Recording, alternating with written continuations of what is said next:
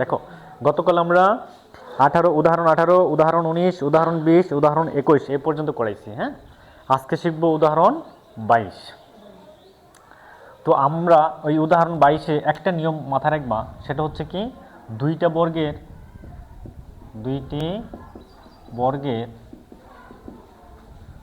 বর্গের অন্তরফল রূপে প্রকাশ।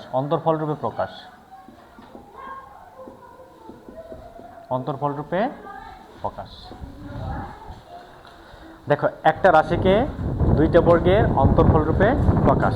কয়টা রাশিকে?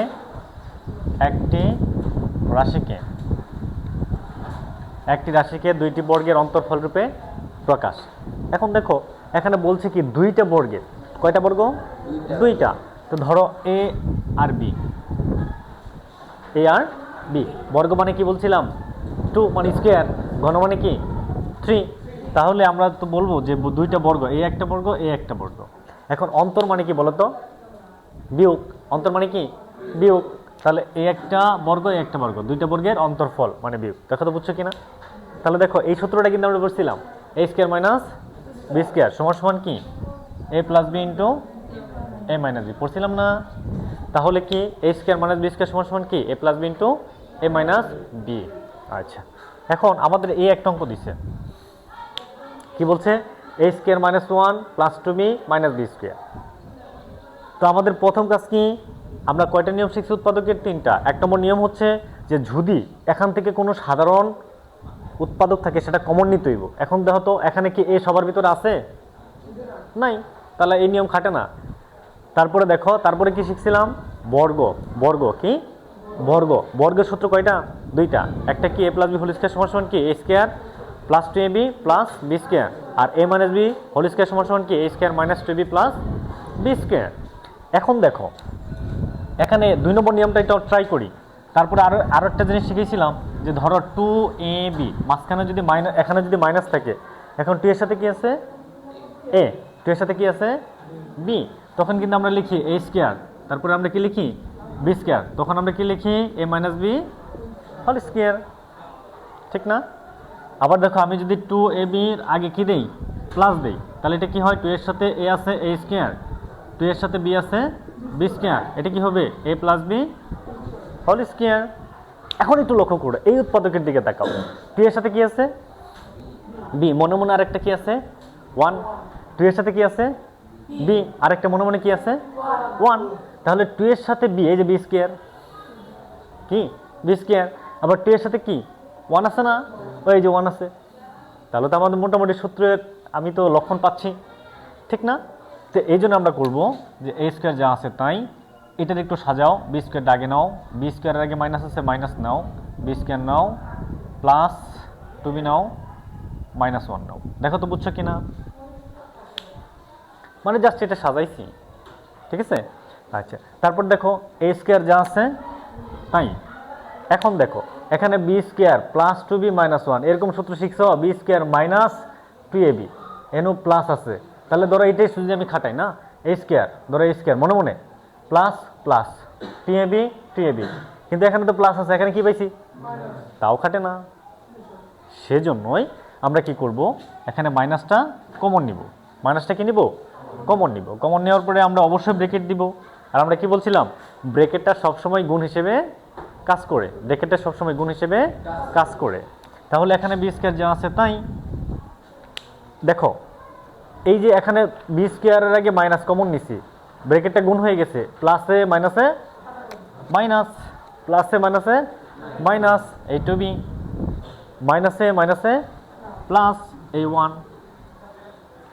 ওকে, তারপর দেখো এ স্কয়ার যা আছে তাই মাইনাস। এখন তোমরা এই জিনিসটাকে দেখো তো, এই সূত্রের সাথে মেলানো যায় না?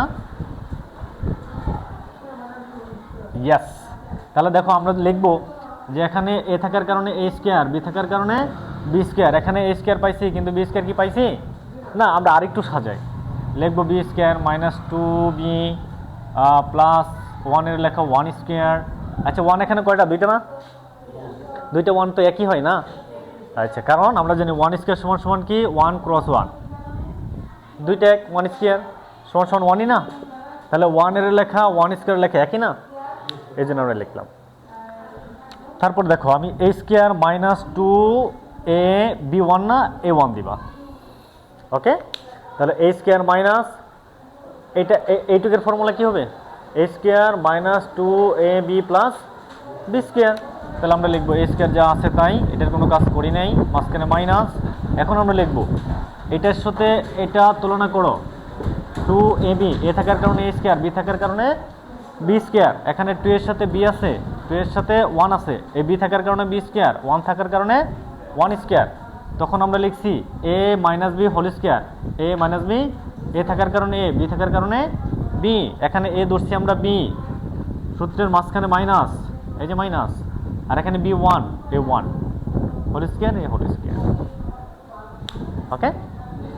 তারপর দেখো এখন একটু লক্ষ্য করো, আমাদের 2 নম্বর নিয়মের সাথে যেহেতু মিল ছিল আমরা 2 নম্বরের কাজ করে ফেলছি। এখন 3 নম্বর জিনিসটা দেখো যে একটি রাশিকে দুইটি বর্গের অন্তর্ফল রূপে প্রকাশ করে, এ স্কোয়ার মাইনাস বি স্কোয়ার সমান সমান কি A plus B into A minus B. তাহলে দেখো এটা কি এ স্কোয়ার না, এটা কি বি স্কোয়ার না, এটা কি এ স্কোয়ার, এটা বি স্কোয়ার। তাহলে আমরা লিখবো যে এ plus B into A minus B, এ থাকার কারণে এ, বি থাকার কারণে বি, এ থাকার কারণে এ, বি থাকার কারণে বি। এখানে প্রথমে প্লাস পরে কি মাইনাস। তাহলে আমরা ধরে ধরে কাজ করব, এটা এ, এ এই এ এ এ এ মাঝখানে কি চিহ্ন এ প্লাস, বি থাকার কারণে বি, এখানে বি কাকে ধরছি বি মাইনাস ওয়ান। অবশ্যই ব্রেকেট দিবা, ব্রেকেট দিলে সবচেয়ে বেশি ভালো হয়, বি মাইনাস ওয়ান। কেন ব্রেকেট দিব, কারণ প্লাস মাইনাসের একটা ঝামেলা আছে সেজন্যই। তারপরে ফার্স্ট ব্রেকেট থাকলে আমরা অবশ্যই সেকেন্ড ব্রেকেট দিব, মাঝখানে এটা কি হিসেবে আছে ইনটু, এই ধরো ইনটু, ঠিক আছে।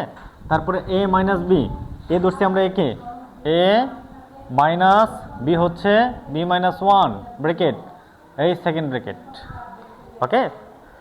এখন দেখো ফার্স্ট ব্রেকেট দাও, এ ঠিকই রাখো, ব্রেকেট থাকার কারণে কি হিসেবে কাজ করে ইনটু হিসেবে কাজ করে।